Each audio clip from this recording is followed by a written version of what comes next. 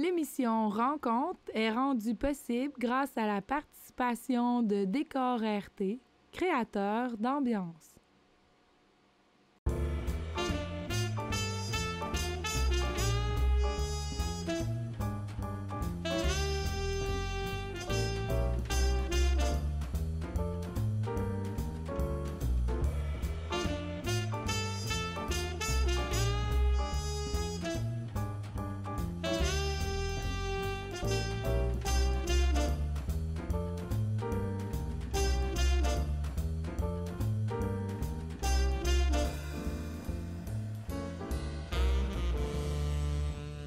Bonjour et bienvenue à notre rencontre.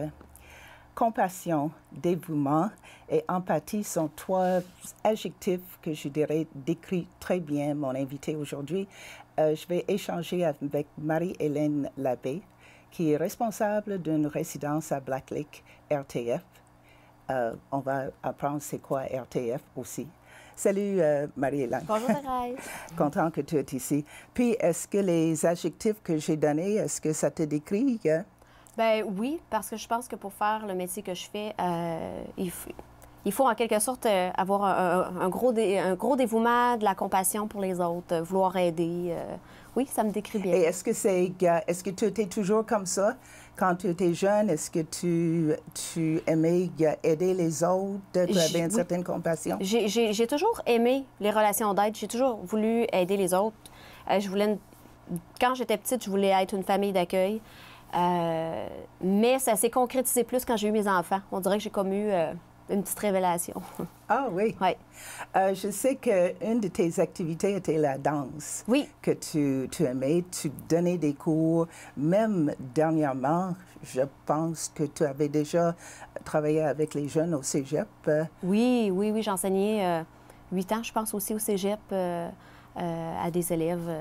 Et est-ce que c'est quelque chose que tu pratiques toujours? Non, plus maintenant. Plus depuis 2 ans avec la résidence et les enfants. Ça m'en faisait beaucoup. Hein? C'est 24 heures sur 24, 7 jours sur 7. Donc, je me concentre sur mon travail plus. Sur le travail. Oui. Alors, Marie-Hélène qui rentre au cégep, tu avais l'intention, parce que je suis sûre que ce n'était pas dans tes plans d'être responsable d'une résidence. Donc, c'était quoi le plan de match quand tu étais au cégep? Tu as étudié en quoi? Moi, en premier, j'ai fait un DEP en secrétariat. Quand j'ai eu mes enfants, j'ai eu une remise en question. J'ai fait ma technique d'éducation à l'enfance. J'ai travaillé dans les écoles, dans les CPE. Puis, vers la fin, c'est sûr que dans les écoles, parfois, on n'a pas beaucoup d'heures. Donc, j'étais seule avec mes enfants et j'ai appliqué sur un travail au CLSC. Donc, j'ai travaillé en psychiatrie interne à l'hôpital et en santé mentale au CLSC. Ah oui? Oui, et puis... il y a eu la fermeture, malheureusement, de la psychiatrie. Donc, il y a une dame avec qui je travaillais qui m'a approchée et qui m'a proposé ce travail-là. Et qu'est-ce qu'elle a vu dans toi qu'elle pensait que tu serais bonne dans ça? Bien, oui, on se parlait beaucoup. Tu sais, on avait des belles discussions. Elle voyait que j'essayais de m'impliquer le plus possible, que j'aimais parler aux patients, que, tu sais, j'étais très à l'écoute. Donc, c'est ça. À un moment donné, elle est venue puis elle m'a offert ça. Je me suis informée comme il faut, j'ai pris quelques temps pour réfléchir, puis je me suis dit oui, je fonce. Est-ce que tu savais, est-ce que tu as eu la chance de visiter? Oui. Et donc, tu savais ce que ça impliquait, plus ou moins? Oui. C'est sûr qu'on ne peut pas tout savoir parce que ça implique tellement de choses. On ne réalise pas sur le coup, hein? Parce que là, tu te dis, OK, faut que je m'occupe de la santé de 7 personnes. Il faut que je les nourrisse, il faut que je les habille, il faut que je les lave, il faut que je les fasse manger, il faut que j'administre leur budget, il faut que j'administre aussi la ressource. Il faut que je les accompagne au rendez-vous chez le docteur. Il faut que je parle aux intervenants. Ils ont des intervenants. Il faut qu'on fasse des plans d'intervention ensemble. Tu sais, ça implique, là, beaucoup de choses. Puis, tu sais, il faut que tu dises que ces personnes-là dépendent de toi totalement. Donc, ça, c'est le temps d'expliquer c'est quoi une résidence type familiale. C'est qui les résidents, les problèmes? Dans le fond, moi, c'est une résidence de type familial en déficience intellectuelle et physique. J'en ai qui marchent, mais la plupart sont en fauteuil roulant. J'ai des déficiences légères, modérées et sévères. Donc, il y en a, c'est ça, qui... faut vraiment que je fasse tous les soins de base. J'ai des lève-personnes dans toutes les pièces de la maison. Donc, je les embarque dans le lève-personne, je les embarque dans le bain, il faut que je les lave. Tu sais, ils sont vraiment dépendants, il faut que je les fasse manger. Il y en a qui doivent manger en purée parce qu'ils ne sont pas capables de s'alimenter comme il faut.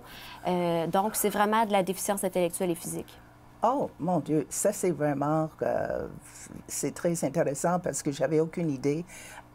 Il n'y a personne qui est autonome. Non. Non. Tu sais, j'en ai une qui... Elle marche, là, tu sais, avec une petite marchette, mais tu sais, il faut que je la lave. Il faut que je l'aide à s'habiller. Elle va, par contre, manger toute seule, mais pour tous ses soins d'hygiène et tout ça, il faut que je m'en occupe. Tu parles, puis c'est évident que toi, tu donnes beaucoup. Tu as des employés aussi. Mais qu'est-ce que toi, tu retires? Parce que je suis sûre que tu retires de quoi de ces gens-là?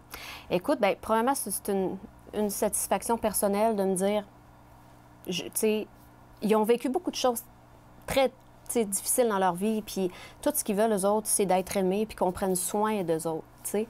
Puis je me dis, si je peux leur apporter du bonheur, être douce, rire avec eux autres, tu sais, je les agace, on a du plaisir. Ils ne demandent rien. Ces personnes-là ne demandent rien. Ils ont vécu tant de choses, mais sont reconnaissants pour tout. Puis, tu sais, ça me fait me questionner sur mes propres valeurs, tu sais, ça me fait me questionner sur la façon dont je vois la vie. Parce que, tu sais, eux autres, un rien lui fait plaisir malgré tout ce qu'ils ont vécu.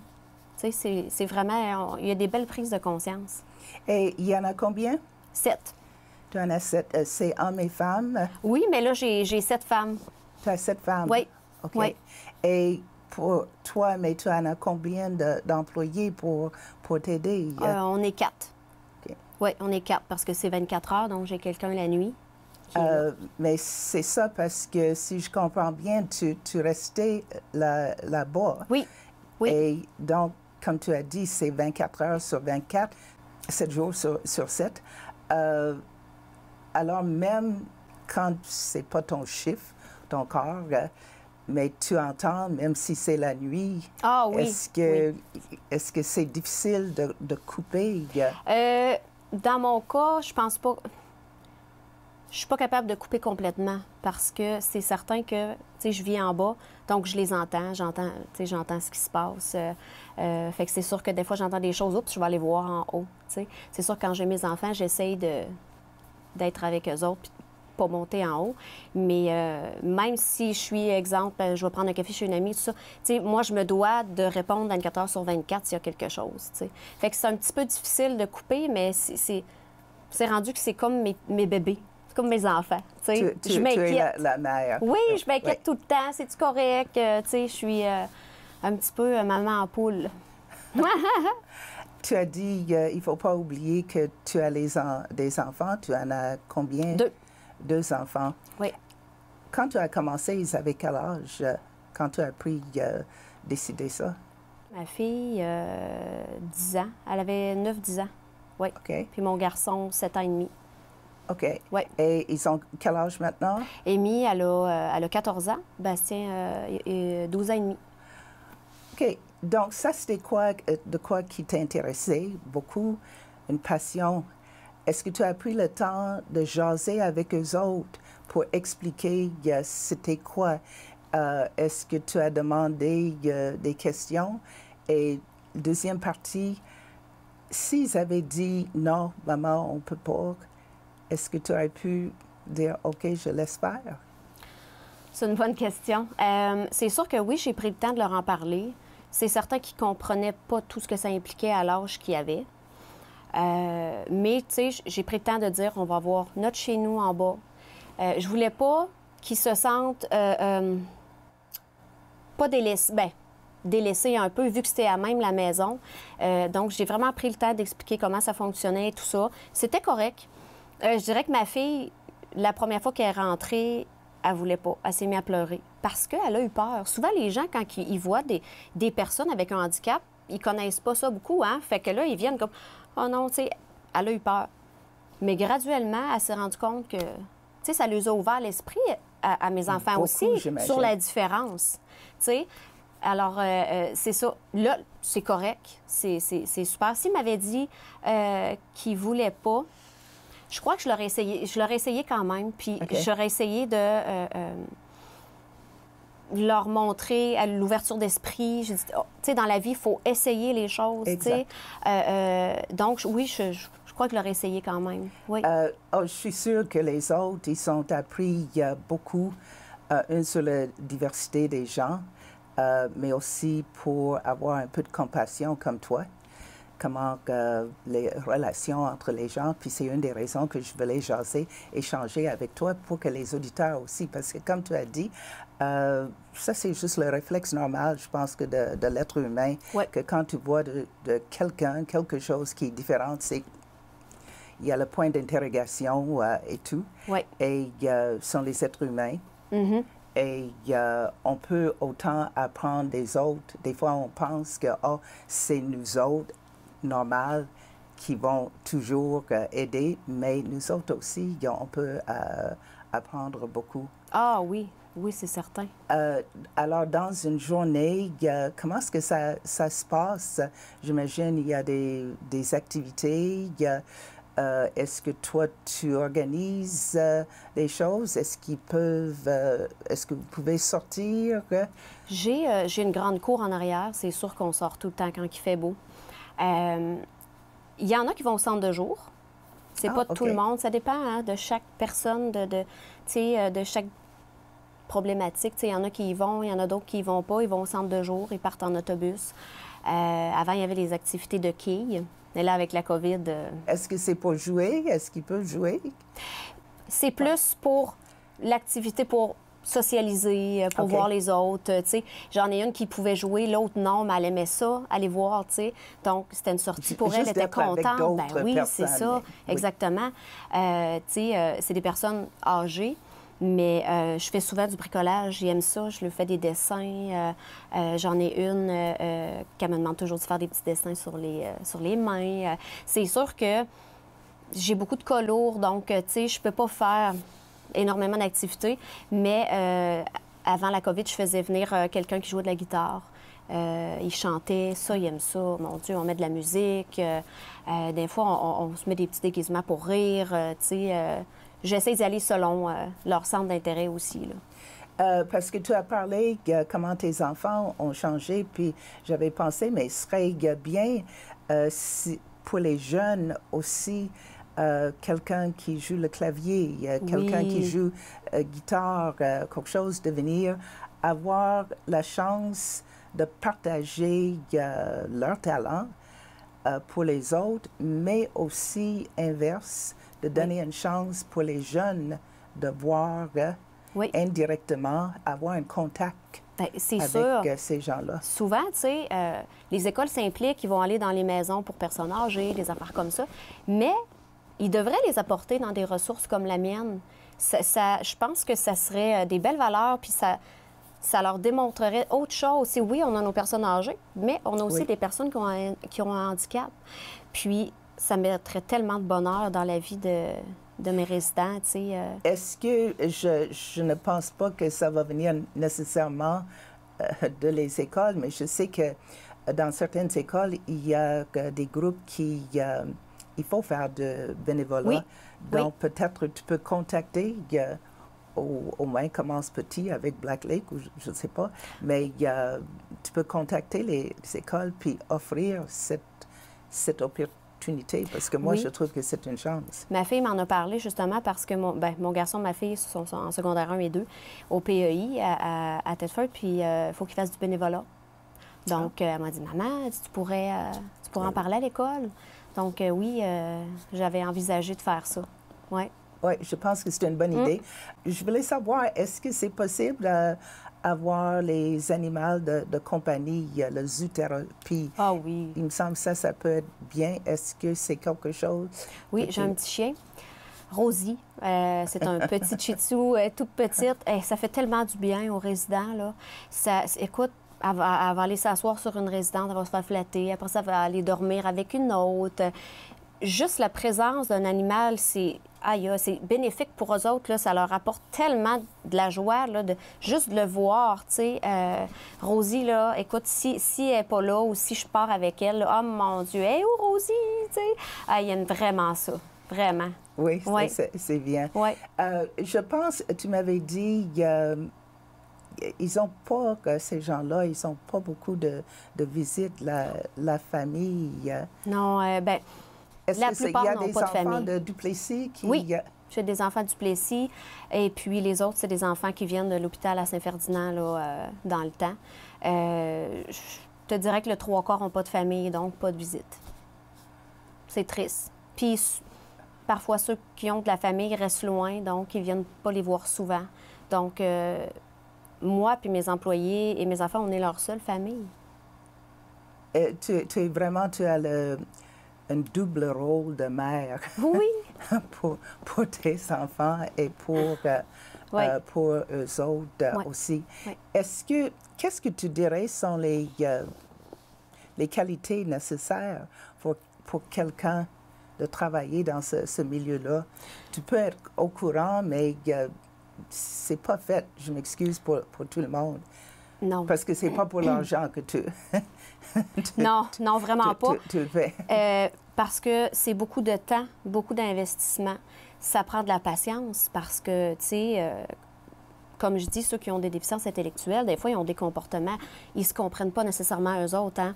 Donc, il faut que tu aimes les gens, premièrement, que tu aimes la différence, tu aimes aider les gens, t'aimes prendre soin des gens. Parce que, non, effectivement, il y en a qui font ce métier-là, mais qui ne sont pas nécessairement à la bonne place par manque de patience. Parce que, tu sais, j'en ai 7 et j'aime prendre le temps. Parce que, tu sais, quand tu es préposé aux bénéficiaires, exemple, à l'hôpital, ça va vite. Ça va vite, hein? Faut que tu changes les couches, faut que tu... Mais moi, tu sais, j'aime prendre le temps. Faut que tu aies la patience de les faire manger, la patience de... Tu sais, fait que je pense que... Faut vraiment que tu aies... comment je pourrais dire ça?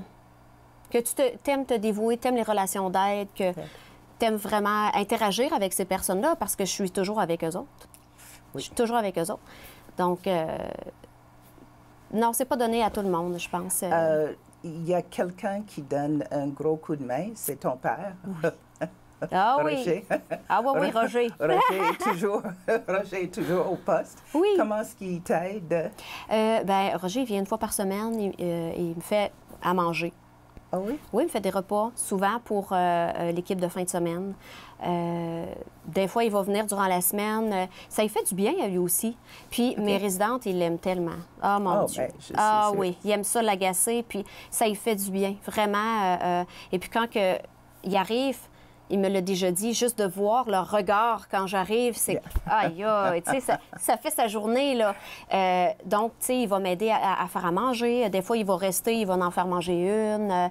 Tu sais, il me supporte beaucoup depuis le début là-dedans, vraiment. Parce qu'il y en a qui ne sont pas capables de manger toute seule. Non, j'en ai 5 sur 7 qui ne sont pas capables de manger toute seule. Oh oui? Oui, oui. Ah, c'est vraiment incroyable. On s'en va vers Noël. Puis, qu'est-ce que vous faites à Noël?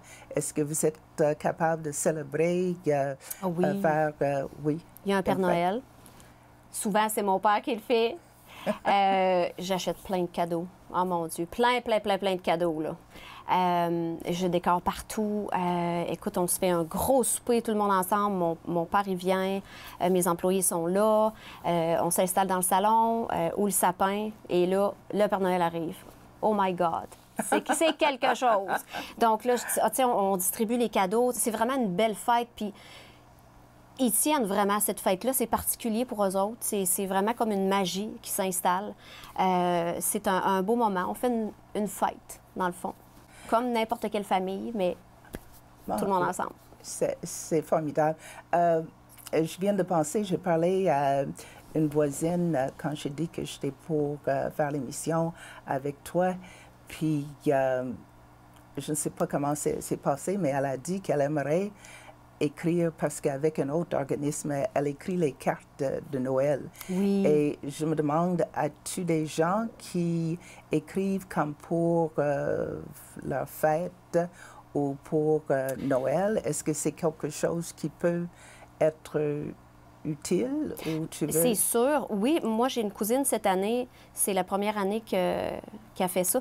Elle m'a envoyé des cartes à mes résidentes. Ah, si vous saviez comment ça lui fait plaisir de savoir que quelqu'un pense à eux parce qu'ils n'ont pas de famille. Il y en a que je le lis parce qu'ils ne sont pas capables de lire, évidemment. Oui. Tu sais. Juste avoir une carte, c'est wow! Puis, tu sais, ça prend 2 minutes d'écrire juste comme... Mais ça Joyeuse aussi, ça fête. peut être activité pour élémentaire, Oui. quelque chose de temps en temps Oui. que une classe envoie les cartes pour leur fête. Des cartes ou des dessins. Des dessins. Juste ça, là, c'est Et merveilleux. ça serait que les gens peuvent te contacter. Oui, oui. Donc, on voit que toi, tu es vraiment là. C'est ta deuxième famille. Oui. Vraiment. Mais qu'est-ce que Marie-Hélène fait pour relaxer, pour juste dire OK, parce que tu en as besoin. Oui, pour c'est avoir sûr. assez d'énergie pour donner, tu en as besoin aussi pour relaxer puis oublier. Oui. Écoute, Marie-Hélène, elle s'est oubliée un petit peu au cours des dernières années. Ah oui, oui. C'est pas bien. Écoute, j'essaie d'en profiter avec mes enfants quand je les ai essayé de faire des sorties, sortir dehors, aller dans la nature, essayer de me relaxer, de prendre un bain. J'essaie, tu sais, au début, j'étais beaucoup plus active côté danse, tu sais, j'enseignais puis tout ça. Là, j'essaie de faire des choses pour moi, mais aussi avec mes enfants. Sortir un peu de la maison, faire des activités. Mais j'avoue que j'en fais pas assez. Faudrait que je Non, sorte hein? un petit peu plus. Non, c'est parce que ça, c'est pas quand tu peux. Il faut le vraiment faire, que oui. tu le fais. Oui. Et l'été, tu ne donnes pas le droit d'avoir 3-4 jours, des longues fins de semaine. Est-ce que tu peux avoir quelqu'un qui prend le relève un peu? J'essaie. C'est sûr que ça fait longtemps que je n'ai pas eu de vacances. C'est certain que c'est difficile de trouver aussi des employés, hein? Puis c'est partout comme ça depuis un certain temps, Ouais. là. Oui. Surtout l'été. Mais oui, je vais m'accorder une couple de jours cet été pour relaxer. Et la pandémie, j'imagine que ça a eu un impact. Sur Voilà. certaines de mes résidentes, non, parce qu'ils ne comprennent pas. Mais j'en ai une, entre autres, que oui, elle était habituée, elle sortait 2 fois par semaine au magasin, au restaurant, avec quelqu'un qui l'accompagnait. Et oui, ça l'affecte énormément parce qu'elle comprend qu'on ne peut pas sortir à cause qu'il y a une grippe. C'est sûr que, bon, la COVID, pour elle ne peut pas tout comprendre, mais elle trouve ça très dur. Ça fait quoi, 1 an et demi, je pense? C'est peut-être plus qu'on est dans la maison. Alors, on essaie de sortir le plus souvent possible dehors. J'essaie de lui amener des choses à faire, des mots croisés, des trucs comme, j'essaie d'amener le positif Le dans positif. tout ça. Mais oui, elle particulièrement trouve ça plus difficile. En Ouais. tout cas, juste, je veux dire qu'il faut que tu penses à toi. Oui. OK? Parce que tout ce que tu fais, c'est tellement important. C'est important pour ces gens-là. C'est important pour toi. Puis tous les gens qui viennent en contact. Oui, c'est vrai. En tout cas, merci beaucoup d'avoir partagé tout ça avec nous autres. Ben, merci beaucoup de m'avoir invitée. Et merci à vous. J'espère que vous avez retiré de quoi parce que peut-être si vous avez le temps, l'occasion, puis vous voulez offrir vos services, vous pouvez contacter Marie-Hélène. Ceci termine notre émission pour aujourd'hui. Passez une bonne semaine. Noël arrive bientôt. Puis il reste encore une rencontre pour cette année.